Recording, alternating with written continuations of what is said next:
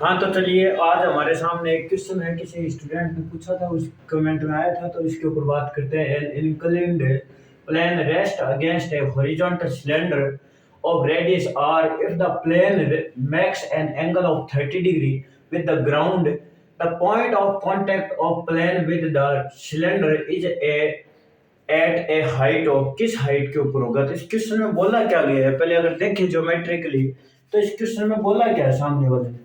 मान लो कि ये एक प्लेन है, ये एक ग्राउंड है, और इस ग्राउंड के ऊपर ये एक हॉरिजॉन्टली एक सिलेंडर पड़ा है, और इस सिलेंडर के ऊपर बात करें तो ये एक प्लेन है जो इंक्लिन्ड हो रखा है इस टाइप से। ऐसे मान लो ये एक प्लेन इंक्लिन्ड हो रखा है। इस सिचुएशन में ये जो इधर एंगल बनेगा वो एंगल 30 डिग्री दिया गया है। तो हमें बताना है ये प्लेन जहां पर इस सिलेंडर को टच कर रहा है उसकी ग्राउंड से हाइट कितनी होगी। तो अगर इसका ग्राफ अगर बनाए तो ग्राफ कुछ इस तरीके से बनने वाला है। मान लो ये कोई सिलेंडर है और इसके ऊपर ये कोई एक प्लेन है, ये कोई प्लेन है,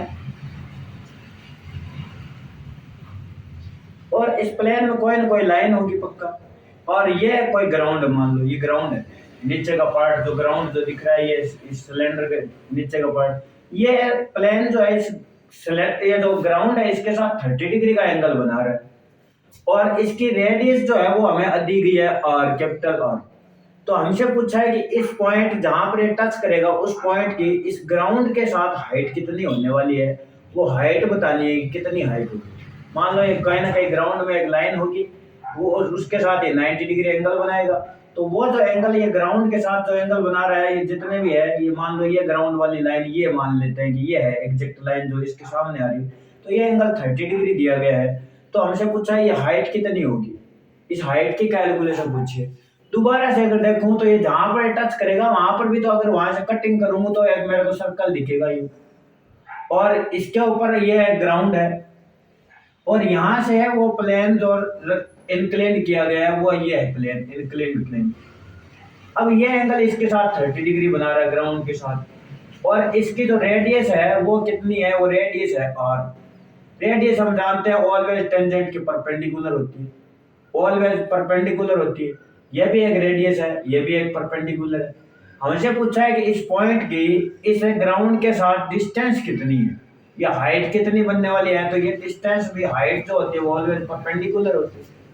तो अगर ये पॉइंट P है, ये पॉइंट A है, और ये पॉइंट B है, इस पॉइंट को कुछ देर के लिए मान लेता हूँ ये पॉइंट है आपका कोई C है, और ये यहाँ से परपेंडिकुलर डाला तो ये पॉइंट D है, और ये O मान लिया इसका सेंटर सर्कल। तो हमसे जो पूछा गया है ये BC पूछी गई है। BC क्या है, हाइट। ये हाइट हमसे पूछी गई है, कैलकुलेट करके निकालने की हाइट कितनी आने वाली है। तो अगर बात करें कि हाइट, तो ये अगर रेडियस है तो ये भी रेडियस है, क्योंकि ये तो राइट एंगल, ये भी राइट एंगल, ये राइट एंगल, तो ये तो एक रेक्टेंगल है, तो ये साइड भी आर है। तो हमसे पूछी गई तो इसको कुछ देर के लिए एच मान लूं, ना मानूं तो भी चलेगा। तो भैया हाइट किसके बराबर आने वाली है, हाइट आने वाली है आर प्लस एच के बराबर। अब ध्यान से देखेंगे ये एंगल 30 डिग्री है, तो ये एंगल कितना है।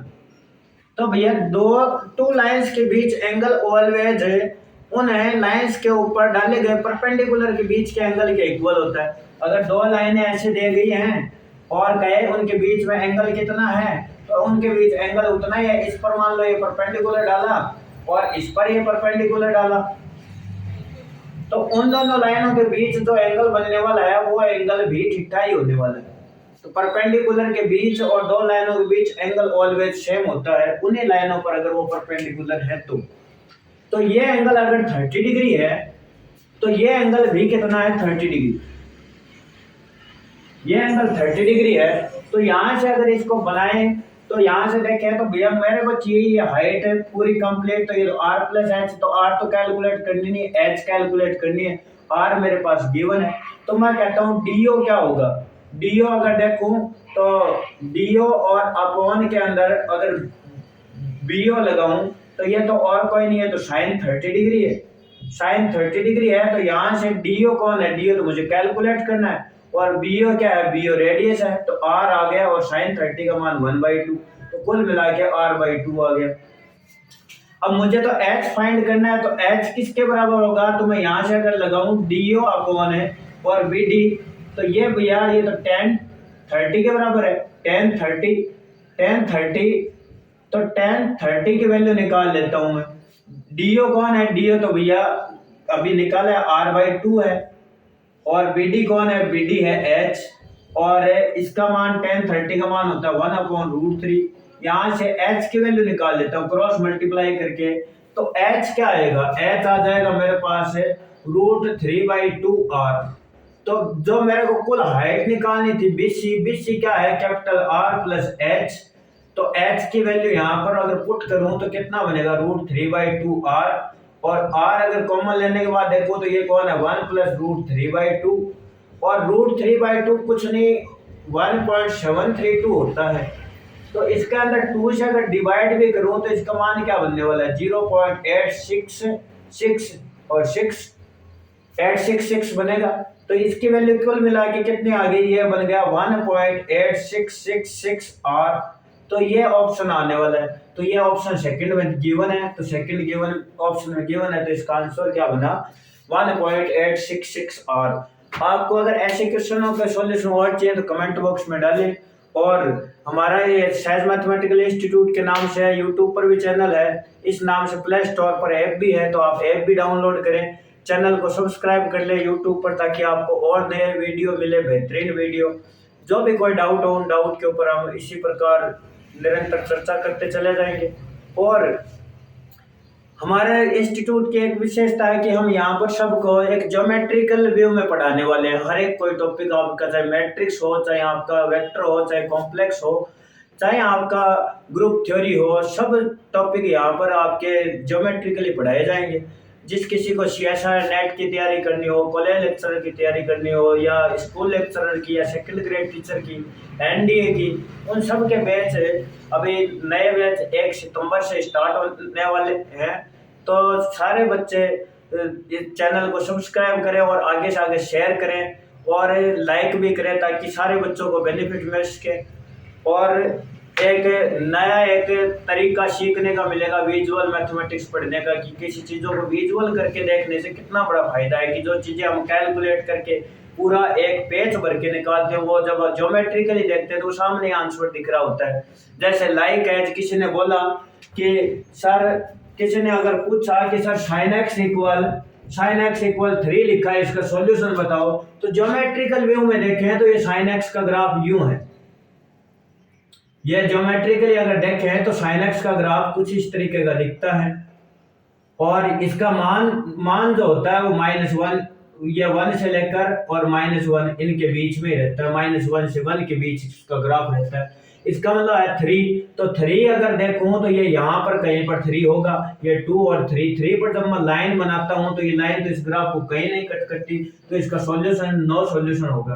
तो एक ज्योमेट्रिकल वे में हमने देखा तो तुरंत ग्राफ माइंड में आया कि sin x ग्राफ इस तरीके से बनता है, और जो इसका मान -1 से 1 के बीच रहता है, तो sin x इक्वल 3 वो लाइन जो इसको कभी कट करेगी नहीं, इसका मतलब इसका कोई सॉल्यूशन नहीं होगा। जिस प्रकार एक कोई और देखें, तो आइए देखते हैं क्वेश्चन और इस तरीके का देखते हैं। देखिए, किसी ने जाकर पूछा कि सर इसका सॉल्यूशन क्या होगा, x² इक्वल में sin x, इसका सॉल्यूशन क्या मिलने वाला है, तो देखिए जरा ध्यान से।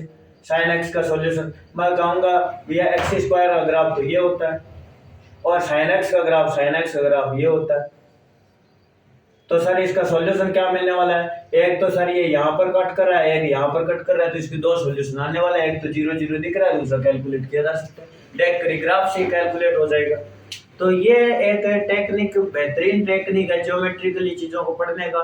तो आपको अगर ज्योमेट्रिकली पढ़ना है तो आप इस चैनल को सब्सक्राइब करें, और हमारे नए बैच जो आने वाले हैं उनको भी आप ज्वाइन कर सकते हैं। बस थोड़ी सी फीस रखी गई है, कोई ज़्यादा फीस भी नहीं है। तो आगे से आगे इस चैनल को शेयर भी करें। Thank you.